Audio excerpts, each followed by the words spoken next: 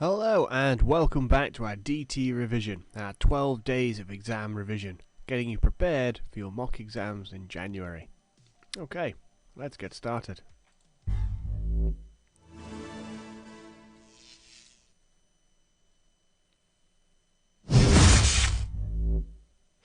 Okay, so on the 9th day of DT, my DT teacher sent to me 9 plastic polymers. Alright, so where can we talk about plastics here then? So, if we're not sure already, polymers, or poly, are all to do with plastic. So if you get the word poly in something, polymer, polyester, etc., they tend to have some plasticity to them as a property. Now we have two camps of plastics. We have the thermosetting plastics, those that once heated up will stay as they are, and then we have the thermoforming plastics, which once heated they may be reshaped and reformed. Okay, so let's have a little tickle about which one's which. So we've got epoxy resin here, and this is essentially a type of glue or adhesive, which can come sometimes as a two-part. So we have to put the bit that sets it off and the actual resin itself, which is a clear or a translucent plastic or glue. Very useful for applying or sticking things together. I mean, I suppose that goes without saying, doesn't it, Mr. Davey? But still. We have phenol formaldehyde, if you can remember that one. But the phenol formaldehyde is often used in those pan handles, mainly because it's a fantastic insulator of heat, which means that we can hold this really hot pan or this hot frying area and not burn our hands. So phenol, this one here, phenol formaldehyde, is fantastic for things like pan handles. It's the plastic used there because of its properties of being a great thermal insulator. Next we have a melamine formaldehyde. Now melamine is often used in kitchen worktops, and it can be confused with granite. It's a cheap alternative to granite, and it comes in a variety of different shapes and sizes, but often is the top or the worktop of a kitchen area, and melamine you'd normally call it. You wouldn't need to go into the formaldehyde, but again, these formaldehydes are quite regular, certainly in the thermosetting family of plastics. But again, yeah, like I said before, it is a great plastic for things like kitchen counters. Next down with the line we have polyester resin. And polyester resin, or some people might refer to it as GRP, or glass reinforced plastic, used for making things like kayaks, mainly because of its strength to weight ratio and the fact that it can be lightweight but also quite tough and resistant to things like, well, water for starters. And then last we have urea formaldehyde. Now I know what you're thinking, sir, don't swear at me. However, I can assure you it's not a swear word. Urea formaldehyde is the plastic we have in our plug sockets. This is all urea formaldehyde here, and it's again a fantastic insulator of electricity. So makes it good news where we put something into the plug socket. We don't come out with funky spaggy hairstyles. So urea formaldehyde. So there you go, that's urea formaldehyde. Now switching camps to the thermoforming plastics. Most students should have come across this material here, acrylic, if not on some of your nails, but also, yes, by the way, it is the same material, but also on some of our projects that we've been working on, because one, it comes in a variety of different colours, which is an advantage for acrylic.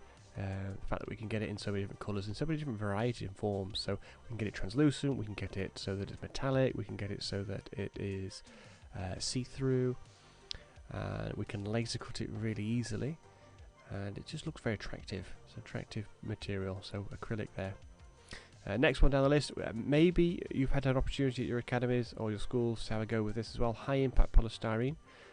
Which will go, oh yeah, okay, I remember that. I said we use a vacuum former to create our whatever you made, little bug projects, or we did it for our packaging for our such as Lego figures or whatever you made.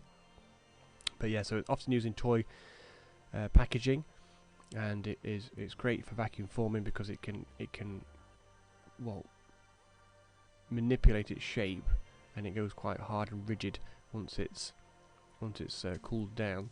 which means that it's fantastic for things like packaging, where it's holding a product in safe transit. Next down the list we have polypropylene, or PP, which again is just a very common plastic used in bottle lids and bottle opening devices. I don't think I could tell much more about that. It's bottle lids. Polypropylene makes bottle lids.